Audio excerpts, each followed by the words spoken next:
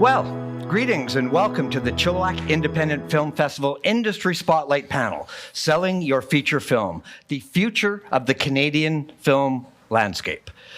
I would like to begin by acknowledging that the Chilliwack Independent Film Festival and this panel are taking place on the traditional and unceded lands of the Stalo people. The festival would like to recognize and honor the contributions that Indigenous people have made and continue to make in our communities. My name is Darren Blakeborough. I am a media studies professor at the University of the Fraser Valley in the School of Culture, Media, and Society, and I will be your moderator for this panel. Now, we are ridiculously fortunate to have such an amazing panel of industry representatives here with us today. First of all, I would like to introduce Anelle Deghani. Anelle is from Raven Banner Entertainment, a Toronto company involved in almost every aspect of the film industry, from project management, acquisition, representation, and distribution, to name just a few. Anelle is the new Director of Distribution and Sales, formerly Distribution Asset Management and Sales Coordinator. Congratulations on the promotion. Thank you. Anelle has nearly 10 years of experience in film editing, marketing, sales, and acquisitions, working in both international and domestic markets. Raven Banner specializes in innovative, cutting-edge genre films and focuses on the success of both the films and the filmmakers. And welcome back to the Chilliwack Independent Film Festival. Thanks for having me back. Yes. And joining Anelle and I is Sarah Timlick. Sarah is the head of theatrical distribution and development for Elevation Pictures, the largest Canadian independent distributor behind notable and award-winning titles, Everything, Everywhere, All at Once, Blackberry, which we are showing in the festival, Moonlight, and Imitation Game. And both Paw Patrol the movie, which is not to be confused with Paw Patrol the Mighty movie. And in the fall of 2022, Sarah was honored being selected as one of the top women in global distribution by Celluloid Junkie. Thanks for being here with us today as well. Thanks for having me.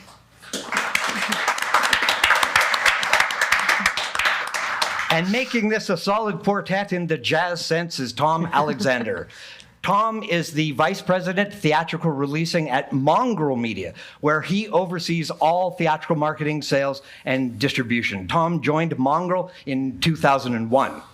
They are an independent Canadian distributor specializing in world cinema. Some of their recent releases include Living, I Like Movies, Decision to Leave, Shortcomings, and Passages. Thank you very much to all three of you for being here today to discuss selling your feature film, the future of the Canadian film industry.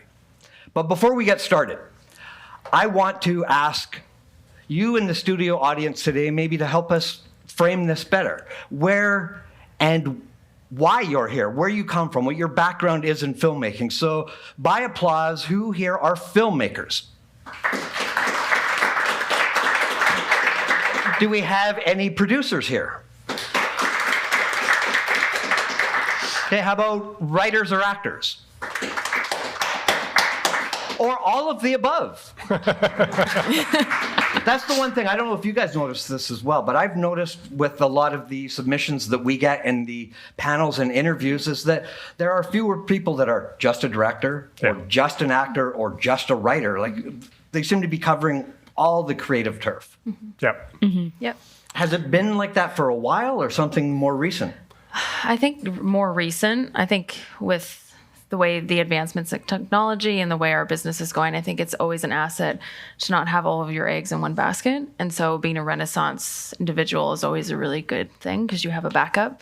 If you start out acting, you can go into directing, you can go into producing, you can do all at the same time. So I think it's something that people are recognizing and doing more of. Yeah, it just makes sense because creative people are creative in general. Yeah, lower budgets too. So Exactly. And during COVID, the best thing you could do was write something that you could act in yourself, and then you lower the amount of people on set, right? So, and we just kept that going. Yeah, absolute necessity is the driver of innovation, I guess. So I'll start this off actually fairly gentle for all of you. I'm interested in your backgrounds, what it was that brought you to the positions that you're in today. I mean, obviously a love of film, but where did that start? So we'll start with you. So I always loved film growing up, was very passionate about movies. My parents would take me to the movies every weekend, and I knew that that's what I wanted to do with my life.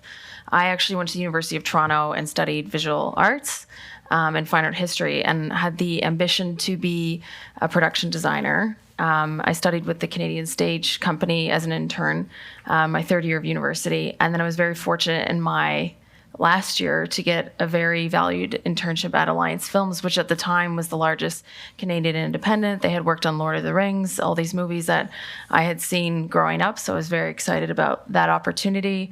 On, ironically, Canada Day, I got the job as the intern. So I think that's a good omen. And I started there in 2009 in what it was called the exhibitor relations side of the business.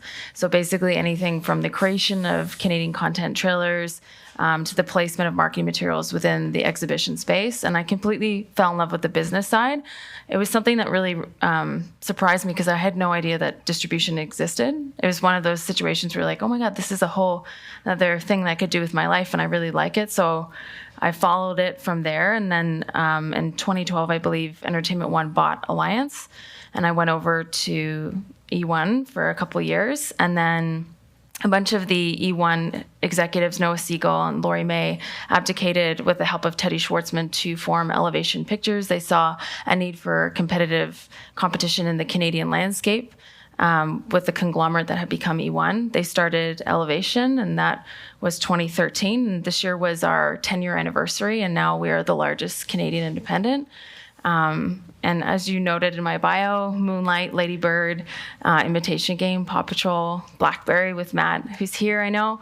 So it's just been quite the run. We're very, very proud. And that's kind of been my trajectory. And then along the course of the way, exhibitor relations actually reported into theatrical sales. So that's where I got exposure to box office numbers and negotiation. And they found that I had a knack for that. And I started in sales at Elevation in January 2015. And from there, I was doing theatrical and ancillary work, so licensing and TV sales as well. I loved theatrical, so I stayed there, and now I'm the head of theatrical. So that goes fast. Yeah. Yeah. So when you, and it's interesting because we talk about, writer, director, actor, there's always been a hierarchy kind of the live theater and then cinema and then television, but we're seeing that disappearing as well, where people are acting in all three of those and people are starring and producing in all three of those as well. I've noticed that a lot of the bios for the film submissions they have theater backgrounds, and that seems like... Sorry. That's okay. I'm just glad that wasn't me. I heard that right away. I'm like, my phone's in the other room.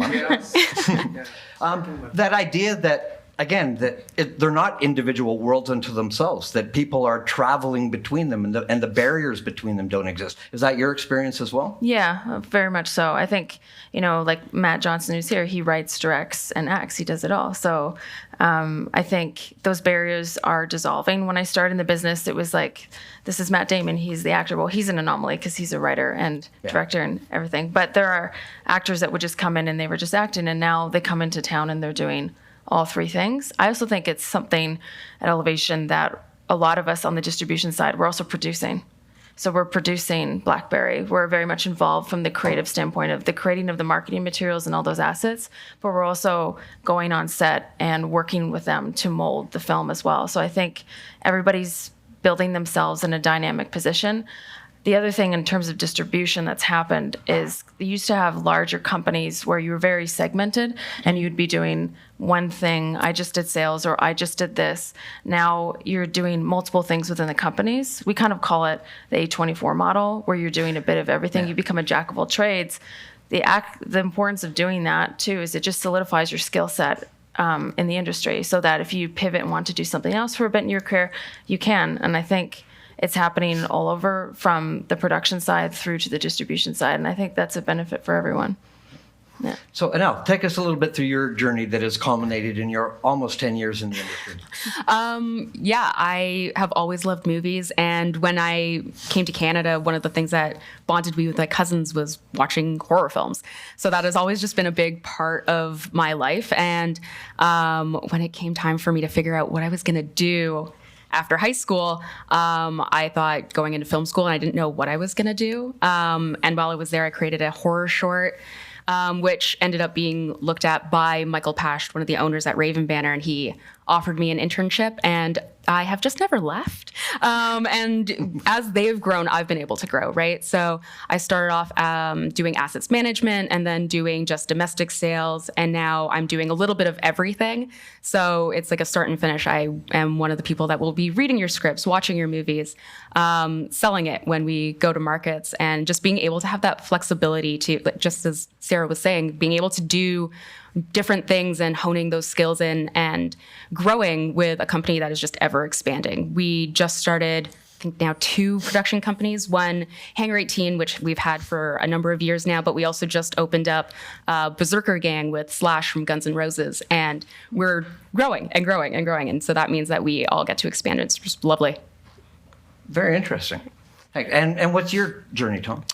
Well, like Sarah and Anelle, I was the big movie buff since I was a little kid. And when I was a teenager, I was working in a movie theater and wanted to become a filmmaker, and then went to film school at York and did a film production degree, but then kind of talked myself out of becoming a filmmaker, watching my friends, max out their credit cards and all this stuff, and working weekends. And I wanted a boring life, so I ended up doing an MBA, going back to York at Chilliwack, and going into the business side. I had worked, when I was a theater usher, I then became a theater manager. I moved to Toronto and ran theaters for Famous Players, which is now defunct. But then I also worked for TIFF for a few years, and then left TIFF and started working for Mongrel Media in 2001. And I've been there for, over 20 years. And my job there has really pretty much stayed the same. Back then we were like 4 people working out of our boss's coach house in his backyard. And my job when I got hired was to, run theatrical distribution. And back then we had maybe 20 films a year, pretty small docs, most of them, and things like that. And then now, of course, there's a whole department and much more going on, and more films and bigger films. But that's basically it. And next year, Mongrel Media is going to celebrate its 30th anniversary, which is really exciting because there are very few companies like ours in Canada that have lasted this long. So it's really, really proud to have been there through the growth. So yeah, it's interesting. The one thing I think particularly of with Mongrel is I love it when I sit down to watch a film that I don't know anything about. I might even be at somebody else's place and they're like, oh, let's watch this film. And the intro comes and you see the Mongrel Media and you're like, oh, okay. Like this is going to... We hear that all the time. It really makes us proud. Like when people are like, oh yeah, we know if the logo comes on and it's going to be a great movie. Yeah. And I'm like, well, we've made some bad ones too, everybody does. Yeah. So, but no, it's great. It's terrific. Yeah. And part of our growth too has been working with different companies in the United States. We have output deals with Sony Pictures Classics. So handling films like Living last year. Or this year, Magnolia Pictures, where we do a lot of documentaries and indie films, some horror films. Saban Pictures, which does a lot of sort of more VOD-driven genre pictures. So it's a good mix. Yeah. Okay, so before we get into more specifics about Canadian film and the Canadian film industry, I do have just one more personal kind of question. So you've talked about a love of film. Do you have a particular film or moment where you went, this is it, this is where everything has changed for me? That one film that you always look back to or anything like that sparked it? Yeah, I've got 2. Okay, what are they? The first one that made me... I got 2. I was 5 years old and I was staying up late with my dad. My dad, loved movies too. And I remember we were watching, I figured out what movie it was. I didn't know back then, but I figured it out. It was The Curse of Frankenstein. And there was a wide shot of the laboratory with the monster on the table. And it cuts to a close-up shot of the Dr. Frankenstein. And I asked my dad, how does the TV do that? Like, how does it go bigger and then go smaller? And my dad's like, well, I don't know. And then I became a film editor when I went to film school. So I figured out how to do that. That's awesome. And then I think when I was a teenager, it was probably Easy Rider. I saw Easy Rider on TV and I was like, wow, that's it. I want to make movies. As opposed to I want to ride motorcycles. Yeah. It doesn't end so well for them at the end of Easy Rider. No spoilers, but yeah. And that was like, and then I started watching more films and that, I remember seeing One Flew Over the Cuckoo's Nest and The Graduate and other like 70s Hollywood cinema and just going, wow, like this is incredible. Fun. What are yours? For me, the one that like really stood out for me was Nightmare on Elm Street, Wes Craven, and that bedroom scene. I was fixated on it, and I think that's where my love of horror started, and I just ran with it. I've never the looked bedroom back. scene with Johnny Depp. Yeah, with Johnny Depp. Yeah. I needed to know how did they do that effect, and then also the end scene with the car. Yeah. Ran with it. Yeah, that was my horror thing too. I love horror movies as well, but it was always like, how did they do that? How did they make it look like that? That's why I remember even before I knew anything, I knew Tom Savini because you read the magazine to find out how they did it, and yeah, it's so fun to get into films from that way. Yeah. What are yours? I would say first was like animation. I had an obsession with Sleeping Beauty to the point where my parents, when Jumbo Video was around, they would have to go in and hide the VHS because I was like a 3-year-old and I'd walk in and like pull the exact same VHS out and they got tired of renting the same film for me. But I was obsessed with the colors in the shot and how they had layered. And I think I later came to find out because I became obsessed with watching behind the scenes and how they did things on all like VHSs growing up. And it was like the first like wide angle, I believe, that Disney had done. And he like made the frame larger and layered and had medieval artists in. And I was very like captivated by the colors and how that was all orchestrated. And that kind of inspired me to go the production design route from a young age of what I really wanted to do. And then the second one I would say, and goes back to just like your career where you're like this is what I want to do.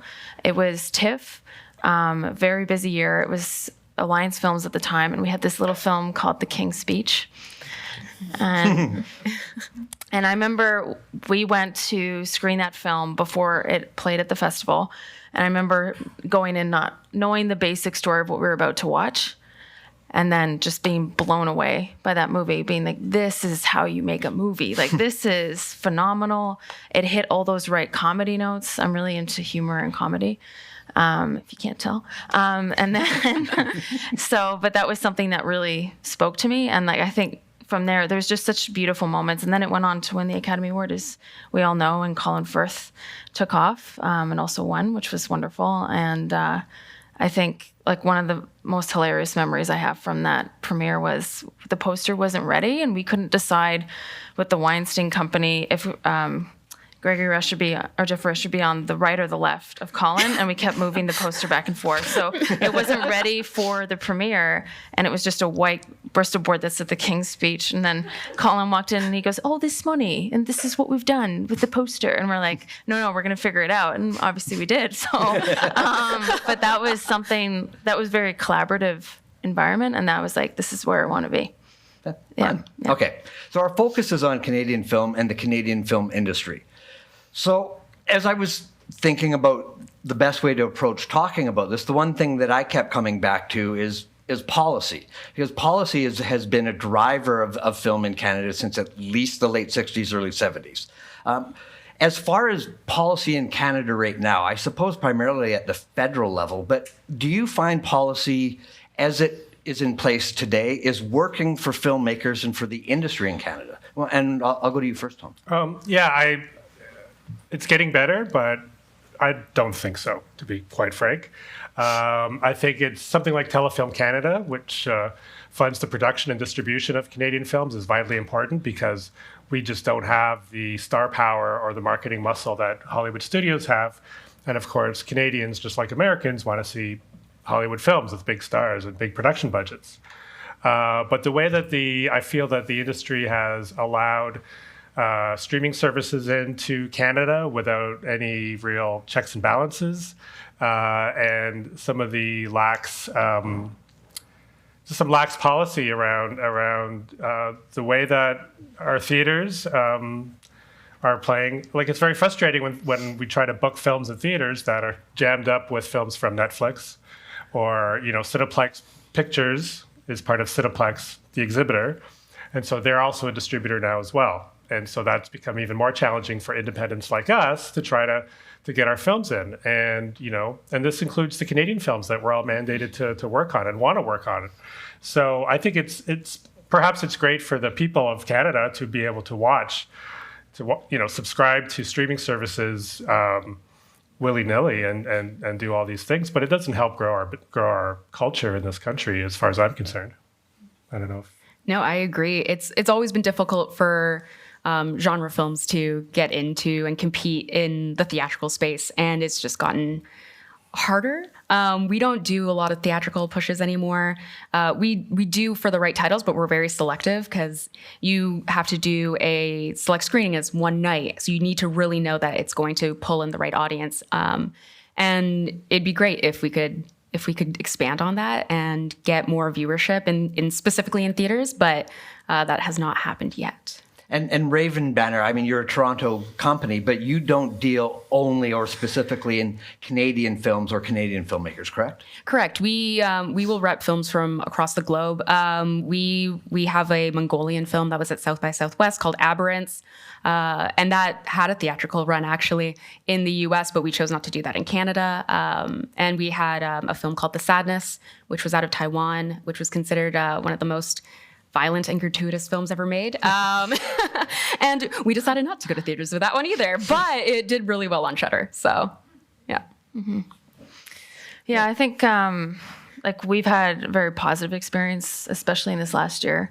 Going back to when the pandemic happened and everything was locked down, obviously theaters being closed was a challenge.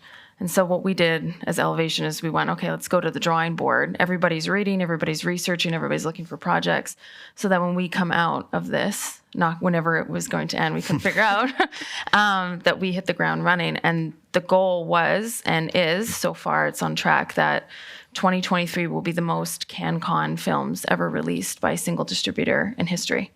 And so for us, between Blackberry, Paw Patrol is a big component of that, obviously, Infinity Pool, which we're very proud of. We've been working really close with Telefilm. They've been slowly stepping it up and changing their game, and we're really proud of the work that they've done with us. And they're really, with some Mike Robson coming on board and Fran, they've been great, and Julie. And so sitting down with them, and we've been really putting our heads together to try to figure out theatrical and distribution, and how do we get these Canadian-made films to larger audiences. For us, and a perfect example of that is Infinity Pool. Like, we made that with Telefilm. We had a big spend. We had Alexander Skarsgård, Mia Goth at her prime when she had just done a bunch of films for A24. A lot of people will be like, oh my goodness, that's Canadian. And that's a very proud statement for us, because we're like, yes, it is. We should be proud. And that has become a great export for it as well. We sold it to our partner Neon in the States, and then we sold it to Focus Features internationally. So that's a massive success. And we're trying to do more of that. And I think we feel the momentum now that we're on a really good trajectory with that. And so that's something that we're continuing to do and to build. And like anything, it takes time, right? And you learn from your mistakes and then you grow. But I think we're in a really, really good place. Yeah, Infinity Pool, that's the one directed by the younger Cronenberg, right? That's correct, by Brandon. Brandon, right. Yeah. I couldn't remember if it was Brandon or Brendan, but yeah. Yeah, and I would be remiss if I didn't talk about Blackberry. Like, for us, that is just perfect Canadian content. We have over 50% Canadian market share of North America, which is unheard of. Usually on films, around 8%. And to be 50 is pretty significant. Obviously, Canadians came out for that film. It was a very proud Canadian story. It did very well, obviously, in Waterloo, where Blackberry is based, where RIM is based. And so we're really, really happy with Matt and Miller and the team. Yeah, and I mean, that's an interesting thing that I definitely want to talk about as well. But I mean, first of all, traditionally, Canadian films have not been finding a place on Canadian screens. Is it getting any better? It's getting there. There's a couple of things that come into place here. Is when you're dating a film, you have to look at the release calendar date. And so when we're picking Canadian dates, we'll actually talk to other Canadian independents to make sure that we're not stepping on the toes of other Canadian companies, because we want each film to have its spotlight moment. This past year, there's about 44 CanCon titles that I've counted. But I think it was $11 million, 7.5 of that, which is Paw Patrol, but with Spin Master, which is great. But the screen capability is there. It's for us, it's about the negotiation and the partnership with exhibition. With any title, it's going to be a fight. It's not, but obviously CanCon has had a harder hill to climb up for sure. Yeah, so I think and right now it's on its way, but it's going to take time. And at Raven Banner, how important is the theater screen as opposed to the personal screen when it comes to your films? Theatrical is always important, but for us, we have a completely different demographic with it being horror films. Our films are getting a lot more success on Tubi than it would in theaters. It ultimately depends on what we're representing. If it's CanCon and has telefilm funding, we will always push for a theatrical release. But if it's a foreign language title, then we know that we're going to have people viewing our films on Tubi, Plex. We have a Swissploitation film that we did in theaters, Mad Heidi, and it did really well. It ran for I think a full week, and then from there we are launching it in Paramount Plus, and that's going to do really well for us as well. And for Mongrel, is the theater screen still an important space? It is really important for us. You know, the vast majority of our catalog, you'll see there art house films, documentaries, foreign language films, which have less success for VOD rentals or sales. Of course, we sell to streamers and broadcasters and everything else, like everybody. But for us, we find we try to get as many eyeballs theatrically as we can. And what was challenging with the pandemic was that the older audience and the audience for our films were slower to come back to the theaters, because of, concerns about health and what have you. So, at the time when all these headlines about films like Top Gun, theaters are back, audiences are back, everything's great. Well, that wasn't the case for a lot of our films. And a lot of art house films from anybody else. It was the same in the U.S., but it is slowly getting better. So we are still quite committed to the theatrical window. Yeah, it's interesting too. I mean, in Canada, radio and television have always had Canadian content requirements, but there hasn't been that in the film industry. Has the industry ever pushed for that, or the Canadian industry, where maybe it could be mandated that a certain percentage of the screen space had to be for Canadian film? That comes up all the time. I think it's a terrible idea, but why do you think it's a terrible idea? Because the issues, it is harder. It gets harder and harder to book our films with any exhibitor because of so much product out there. But it's not in anyone's interest for everybody to lose money. So let's say Cineplex was mandated to give up 2 weeks of the varsity for a Canadian film. Well, it's kind of pointless if the theaters are empty. So the issue is not the screen space. And very rarely I'm sure this is true for you guys, very rarely do we get a flat no from Cineplex or anybody on playing a Canadian film. They'll find room for it. They'll find it somewhere. Yeah. And, in fact, to be honest, Cineplex is, I find, one of the more gracious exhibitors out there, even though they have such a powerful position. They're always great to work with and communicate well. But it's in no one's interest to have empty theaters where, we lose money, Cineplex loses money. What's the point? The point is getting the audiences there. So the mandating on screen space, I think, is fruitless. I think it's more about getting people in, spending the money on the marketing and promotion and the right films and the production budgets to allow for room for high-profile cast. And, that's what's key. And agree?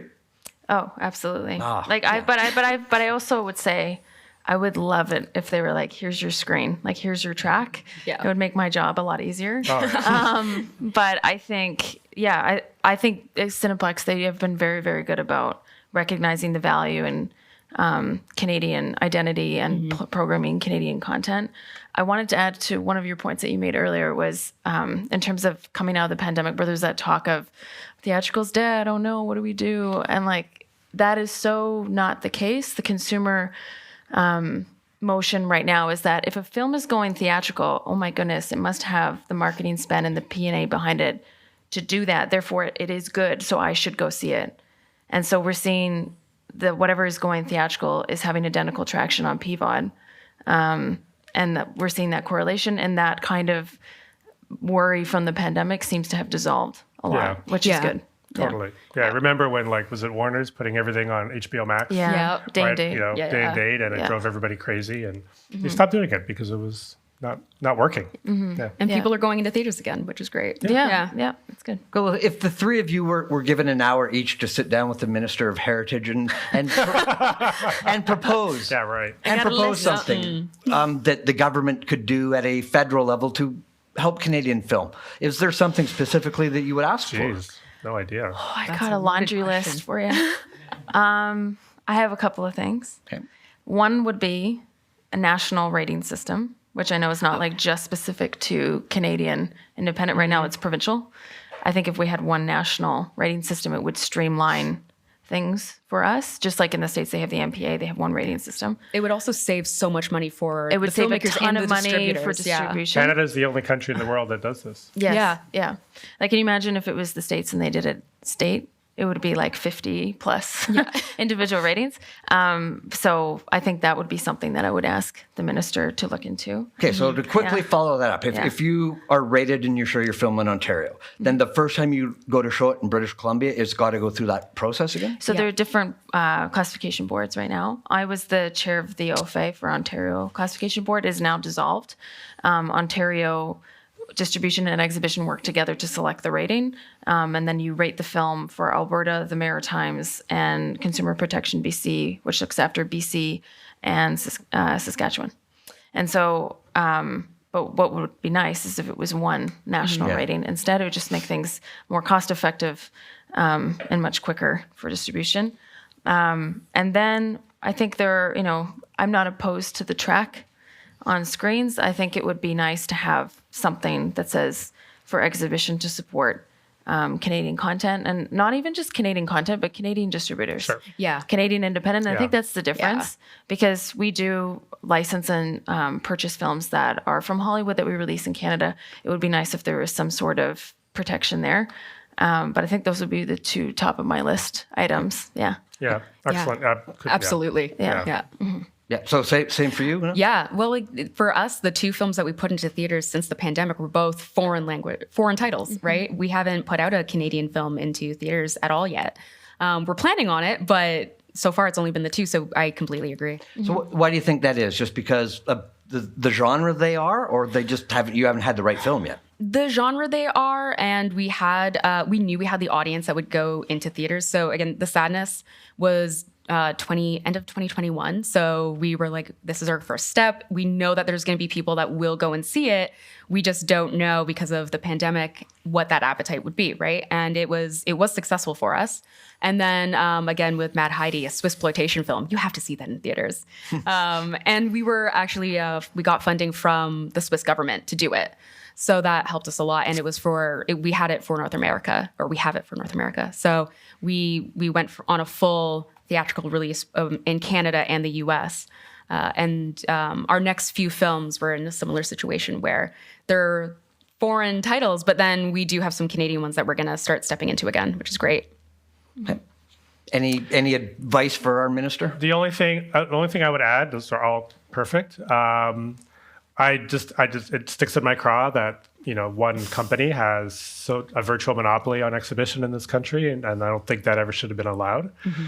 I get why it was, and I'm not a policy expert. I can't say it's the right reason, the right thing, or the right decision or the wrong decision, but the fact that they can now distribute films, so they're a competitor as well as our biggest customer, is something that really needs to be examined and should not have just allowed to happen willy-nilly. And I find that with streaming services as well, like how they do theatrical releases here.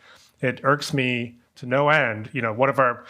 One theater that we play so many films at is the Bell Lightbox in Toronto, which is run by TIFF. And I try to get films in there, and I look on their website to see what they're playing, and it's almost all Netflix product. And this is an organization that's has tons of government support at every level, including Telefilm Canada, and yet it's helping support this foreign-owned streaming service, and that just sticks in my craw, man. I mean, Netflix has to show on theaters in order to qualify for different awards. That's why they do it, correct? Well, yeah, basically, and I suppose as a way of getting attention for for the films to try to get subscribers. I mean, it's a frustrating situation where their business model is completely different from any of the Canadian independent distributors. And so for them, the box office is probably not as key a concern for them as it is for like us. And I don't know what terms they have with Bell Lightbox. I don't know what that relationship is like, of course. But why can't a Canadian independent distributor get more films into a theater run by the biggest film festival in Canada? Yeah, you would seem like that's the one place where it should be welcome. Exactly. Yeah. I would also add for the minister. You should never ask this question. Advertising, with exhibition. Like if we had more trailer placement for Canadian content for our films, if we had literally a slot that was dedicated to that, I think that would be really effective. Which is now even harder. Which is even harder because trailer placement is still the prime way to advertise. And that may seem strange with the internet and, everyone's watching it millions of views on YouTube, wherever it premiered. The fact of the matter is that the moviegoers going to certain films are repeating and going to those films over again. Yeah. So when you advertise and say, you like this Fast and the Furious? Guess what? There's another one coming out. It works quite well, and you just keep the machine going. I think if we were able to get more prolific presence in that space, I think that would be helpful.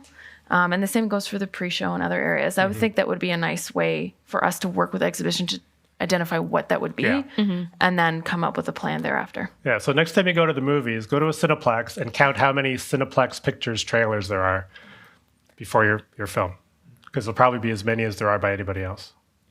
Interesting.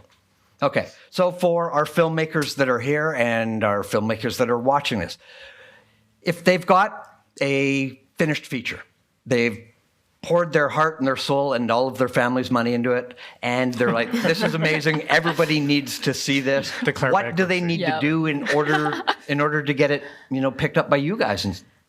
And what's the process for that filmmaker? And I'll start. Is it packaged? It's not packaged.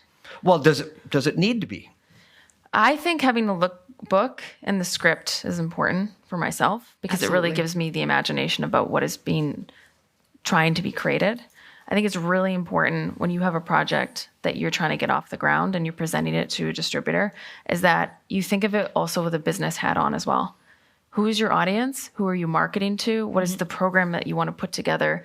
And also identifying if you think that film is for theatrical or you think this is a straight to stream play. Knowing the business side is always a real asset for us because it really helps us carve out as we plan how you would fit in the equation and how we can assist you and work with you, whether that is a co-production with another country that we can set up between Canada and Ireland or Canada and Italy, you name it, or with Telefilm. I think that is really, really helpful. Yeah. I would say know who you're contacting and know what they're selling. The amount of emails that I get where they don't know my name. They also don't know if I'm the one that's acquiring, and then I also get kids movies all the time, and that's not what we do. We don't sell kids movies. No Paw Patrol for you. No Paw Patrol for us. No. Or you can make Paw Patrol gone wrong. Yeah. The Scooby-Doo version. Exactly. Yeah. If it's a finished film, start by just giving me the trailer and asking if that's something that would interest me first. And then I will ask you for the feature, right? That starts a conversation. You know whether or not I'm actually interested or not, right? And then for scripts, you nailed it. Mm-hmm. Yep. 100%. We want to get pitches from producers. So because it's important not just to see a script or to get a vision as well, but we're going to want to look at your financing plan to see how you're managing your budget. You're probably looking into broadcast sales. You're going to want a certain amount of money from your distributor to buy the film, and so we need to see how that all mixes into your financing. And that Telefilm is involved is really key because as a distributor for Canadian films, we will get some support from Telefilm for the marketing, and they're far less likely to give the marketing support if they're not involved in your production. So we'd like to see all of that as well, and definitely know who you're pitching to. Research the right distributors for your project, and And yeah, keep in mind we're all crazy busy, and as Sarah mentioned, we all have different hats on. So yeah, I run all the theatrical releasing at Mongrel Media, but I'm part of the acquisitions team, so I'm constantly going through scripts and packages. So we're all run off our feet a bit, so keep that in mind. And also know whether or not we will accept scripts, right? They both mentioned scripts. I only mentioned a feature. We do accept scripts, but you never know, right? Some companies only want finished movies. Some aren't in the development space yet, right? So just do your research. Is there a certain point of your production where it's better to approach somebody else that you should wait to, or can you do it, from the initial idea, conception kind of idea? That would be a bit early. I would say show a script when you feel like it's ready to be shown. Mm-hmm. So, I mean, we all get first drafts that we look at and go like, geez, this is a great idea. You seem really cool. But like, it's not there yet. It needs a lot of work. So do like a few more drafts and come to me. Or if you just want to get your foot in the door, make sure when you send the script, say to us, this is just the first draft. We are still working on it, but I just wanted to show you that we're doing this and keep us in mind. We want to start the conversation going. So we want to see it where you've thought about, when your script is ready, you've thought about who your audience is, you've got the lookbook, the idea, comparables, like who you think this makes sense for the audience. And a financing plan is, I think, really important. So you would have done quite a bit of homework on getting the film to the right stage. Mm-hmm. And if it's a finished film, then as mentioned, we'll look at, the trailer's great if we can see that. Although many times you might want to see how it plays at a festival first. Yeah, that's what I was going to ask. Festivals are really important for that, aren't they? They are. Absolutely. They are, but they have to be strategic. Mm-hmm. Yeah. Festivals are important, and a lot of what we do with telefilm is we work with a wonderful company called ERM, which Gary Faber runs out of New York, and he will fly up and we will test the movie to see how it's performing, and then we will make changes thereafter. So Blackberry is one of the highest testing films, fun fact, that we've ever had, which is great. But that is also a really key metric as well. And I think the more receptive you are to the facts, right, you're going to learn a lot about what comes back from the audience in those screenings. And I think those are really, really important tool as well. Yeah. And is there a specific spot you want it at, or are you kind of open all over the map? We're open to everything. Genre's a little bit different, right? There are times where we'll ask the filmmakers what placements you have in festivals, but there's other times where we watch a movie and we're like, so we're going to help you with your placement. We did that with 2 films that we got into Locarno this year, Falling Stars and Topak. One of Topak, for which we produced, we jumped on board at the end there. But it does depend, ultimately. It depends on the budget. Smaller budgeted movies, if we just really like it and it resonates with us, we'll take it regardless. And then other ones where it's maybe a little bit more difficult, end quote, we'll look for festival placement before making our decision. Okay. I mean, obviously, every indie filmmaker wants to make the next greatest film. But what is a realistic way for an indie filmmaker to approach making their films that you think would serve them and their film well? Yeah, you're gonna go. I think it's a process, because sometimes you make one film and you think this is the one, but then it's really the next one, and this is the precursor in your own discovery and creation of where you're going in your trajectory. And that doesn't mean if something doesn't work that the next one's not it or this one isn't. I think the more open you are to feedback from the distributor, because we obviously have a lot of experience. We also have a lot of agencies to assist in the process as well. But I think just having an open mind in the process is key. Yeah, and being realistic of how much money you can get, and how much money where it's going to be placed and all of that in the end. And yeah, being open to hearing feedback from your distributor. That's one of the reasons we started a production company, was to help filmmakers so that we could point out what wasn't working at script level, so that we can make those changes and hopefully make them more money at the end, right? Ultimately, we can't make money without their success. So, yeah. Yeah. And keep in mind who your audience is. I think that's the most important part of creating any film. successfully is to always think, even as you're writing it, like you want to write the film that you believe in, that's part of who you are as a person, but you always need to know who your audience is, and that will inform how you write it and how you shoot it. For example, you want to make a rom-com, but traditionally rom-coms are really successful only if they have some major cast that the audience can latch onto. So if you have a low-budget rom-com with no known cast, it might be harder to get a distributor excited, and it might be harder to find an audience. Versus you're doing, say, a horror film, which aren't as cast-driven for the most part. So that might be something that you can get away with not having such a big budget that you'll need to have cast involved. Or if your first film is like a $20 million historical epic, that's going to be a hard one to get anybody excited about. Napoleon. Versus something a bit more manageable for you. And when you're working with your distributor and pitching, be nice. That's something people forget.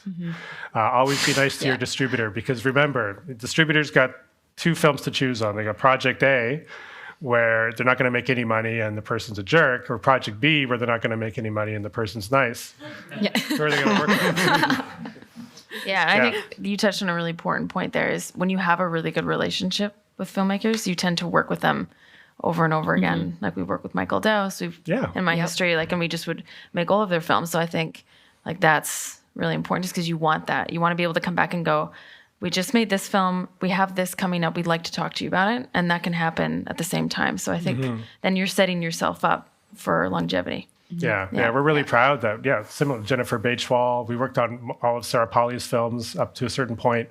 Michael McGowan, and I'm very proud that we've worked with so many great Canadian female filmmakers and Indigenous filmmakers too, and they often keep kind of coming back to us, which makes us really happy. I know the one problem that a lot of filmmakers have is obviously around funding, not maybe knowing how to approach it or what to do or what they actually need. So what advice could you give for a filmmaker as far as funding goes? Like, what do they need to consider? Where do they need to go, and who do they need to talk to?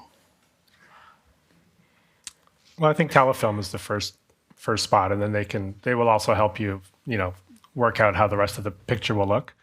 But it's going to be government agencies, so federal, provincial, municipal tax credits, and then and a distributor can also help you fill in the gaps. We get that all the time. We get great projects and everything looks good, and then there's a 20% gap. It's like, is this even going to get made? So there are those moments where maybe the X amount of dollars is in place, but you're looking at the film and you're thinking it would just be so much more incredible if it had the money only to do this, and you guys can help fill that gap. Well, usually when we get a financing plan with a gap, they're asking us for an MG, for a minimum lump sum off the top, and they've got everything in place, but the budget to create the film, because the budget's going to be the budget. I mean, sure, you can tweak it depending on how much funding you get, but there's going to be an appropriate level for you depending on what your film is. But often there is a gap that seems unfillable, and then they have to figure out how they're going to manage that. And so that's kind of what I'm talking about. Yeah. That's the hard part. Yeah. Okay. Any other funding advice? You basically covered it. Yeah. Okay. So we're at the point right now where we've got a little bit of time left. So I'm going to turn it over to the audience if anybody has any questions. There was a microphone somewhere that technically you probably don't need for, here we go. You won't need for us to hear you, but it will for the recording. So we'll start right here at the front. And the question for any one of our panelists. Thank you. Question for all three. Sort of two questions, but they're intertwined. So, in the past, a lot of Canadian films were made from a mix between broadcaster, distributor, and public funds. And everyone's heard about the $2 million movie, right? Now, the trend is lower budgets. So, we've been hearing about people making films for under $100,000 to $300,000. And because of lower budgets, it makes private investment more accessible, or rather, it's easier to ask to make that budget. What have you guys been seeing in terms of trends? Part of this because now streaming's lowered the bar, there's VOD, there's AVOD, so ad supported, and technologies make it. So like a lot of my guys, they own all the equipment, they own the Aries and the Master Primes, and now with globalization too, a lot of foreign distributors, I mean, they buy genre, but now they're interested in other things, and they might even want a official production with Telefilm. They'll do an unofficial, just two countries together. What sort of lower budget levels are you guys seeing coming out? And do you see, because I know from the 2000s, people have been trying to find private investment in Canada. It's happened everywhere else in the world, but except for Canada, like just because it's too risky and not enough audiences make it back. So, but have you seen private money coming in to make fill in any of the budget gap? Occasionally, but not very often in Canada. Not like in the US.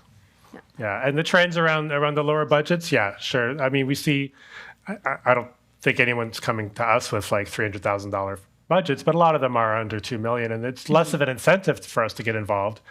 And because if you have Telefilm involved on that level, you don't need a distributor because it's the lower budget stream. But for us, it's like, well, if it's lower budget, then it's lower production values. It's no known cast. It's less exciting for us, even though you're asking for probably no MG from us or very little. Yeah, and it's like bandwidth too. Like if we have the amount of bodies to be able to handle the smaller projects and the larger projects at the same time. I haven't really received anything that's smaller. Obviously, the dream scenario is the lower the budget, the higher the profit. But that's not always the case. Co-production we're really big on. Like if we can't get a film through Telefilm or it's just not in this calendar year, then we will look to do a co-pro. And then that's something that we're very, very proud. Room was a co-pro with Ireland. We had Brooklyn. Brooklyn was a co-pro with Ireland. Brooklyn was and with Maudie. Ireland too. Yeah. Ireland has great co-pros with Canada. They do. We haven't done it yet, but we're trying. So your money's coming out of Ireland. Unofficial, so not using Telefilm treaty. Pardon me? So you can use the official co-production between Telefilm and whatever 60 countries, or unofficial, which is you're not using that, but you're still having two countries put money or resources together in order to get the movie made. Yeah. Right. I think that's when you're kind of pooling into sales a little bit more. So genre films don't always get a lot of love from Telefilm. We sit between the 1.5 to 5 million, and what we will do, as we're also a sales agent, we will go out and pre-sell territories in order to get that funding and that gap, so we can go into production. It's not realistic to expect like another Blair Witch Project kind of deal either, is there? No. 40,000 to make 40 million, or well, hey, Skinnamarink, 15K. Yeah, it happened. It happened, and that's a Canadian movie. Yeah, fair enough. Saying, I'm really proud of that one. It's not ours. There was a question over here. Of course. Hi, my name is Andy. Thanks for hosting this panel. This is great. My question is, have you guys played around with what kind of marketing styles is more successful these days in terms of getting the movie seen, especially in terms of how to use social media to your advantage? Could you talk a little bit about that? Mm-hmm. Is there a marketing template, or does every film have its own? Oh, requirement? every film is completely unique. All the basics are there. The framework, obviously, there's out of home and there's TV and there's social media and in theater. There's all the different avenues, but depending on who the audience is, dictates where you're spending. So if I'm spending for men over the age of 35, I'm buying heavily on sports. I'm buying heavily on fights and boxing and all these things. And if it's women, we're spending heavily on the W Network and things like that. And that's just TV. For younger demographics, absolutely, they're getting everything off of TikTok and Instagram. So we're doing constant little short clips. And then if you have a large budget, for example, we have Ferrari coming out this Christmas, this holiday, as well as Ironclaw. That's a spend that's going on every platform as much as everywhere as we can. But you have to do very targeted things when you're looking for specific audiences. Like My Big Fat Greek Wedding 3 is a very different plan than something like trying to think. Like anything we would Like sell. Infinity Pool or anything you would sell, or Infinity Pool or small. And like the size of the budget is also different on spend depending on the size of the film. If you're not opening in 200 locations across the country, you're not, for a film that's going 15 locations, you're not spending nearly as much for awareness. You're being very targeted. And then we work with our agency to kind of figure out metrics of where everybody is. Yeah, but you were going to... We live in the social media space. Genre films work really well. Again, Skinamarink, the way that they got attention worked really well. We've done something similar. We have a big TikTok presence. We are getting there with Threads. We're trying. We're still not sure where that one's landing. And then Instagram is like a big one for us. And Facebook will always be there. But yeah. Yep. Well, from my point of view, the slight difference is just that for many of our films are hitting similar audiences. Elevation handles a wide swath of types of films from all sorts of budget levels. We do as well to a certain degree, but we do a lot of docs, we do a lot of art house films, foreign language. They tend to be an older audience. We still do a large, a bigger section of that is a digital spend, even for older audiences, because they are so much on the space as well. Not so much on TikTok, but it's cost effective and you're really able to slice and dice. So even though we do have similar audiences across different titles, every film is different. Every film you need to target appropriately. There's no one size fits all. Yeah. Okay. We got time for, we can do one more question. Sure. Thank you. You mentioned telefilm quite a bit, and what if you've created a feature film without the help of telefilm? Do you still consider those films at all, or do you kind of push them to the side because they don't have that support? Because you mentioned quite a bit of support from telefilm was needed, and so what do you do in that situation? Do you kind of say, "Hey, let's." Take the film, get support from telefilm for a little bit, or how does that process then work? We would consider it still because, not even if it's a Canadian film, if the appropriate marketing spend is such that we don't really need telefilm support. So you could have let's say you've got a really low budget, thriller in the can, it's done. We might say, okay, well, we'll take it, but no MG. And we won't spend very much, but then we call a broadcaster or a streamer, and they're like, "Oh yeah, we'll give you, X number of dollars for it." We run the numbers and say, "Okay, well, we can just sort of, do a very limited opening, if at all, and then go straight to broadcast or VOD, and we'll still make some money." So yeah, it is possible. Mm-hmm. To add to that, a good movie is a good movie, right? So if the money didn't come from telefilm, that doesn't really matter. If we believe we can make money and run with it, then we will, right? We're not going to miss that opportunity. Mm-hmm. And not even just make money. If we see talent, we've screened films where I was like, this shows a great eye and we want to work with you on your next project and we want you to come work with Team Elevation and be part of our family, then we will do everything we can to help you on this project and then start talking to you about what other ideas that you have. Yeah, and we do the same thing, right? And again, for genre films, it's been harder for us to get any love with telefilm for a while. It's changing now, thank God. But for a while there, it was really difficult. So it's investing in the careers of the filmmakers first and foremost, and just knowing that we can help that filmmaker. Great. I just know as an outsider, but as a person that watches the credits, it does seem rare to see a Canadian film that doesn't have a telefilm logo at the end. Mm-hmm. Yeah. And it's a great resource, and it's there. So if you're a filmmaker, by all means, do what you can to access it. I would like to thank our three guests, Tom, Anelle, and Sarah, for joining us and imparting some of their wisdom today. And thank you for being here and asking the questions, but also just for supporting the Chilliwack Independent Film Festival. We can't do this without you, and it means a lot that you're all here. So thank you, everybody. Thank you.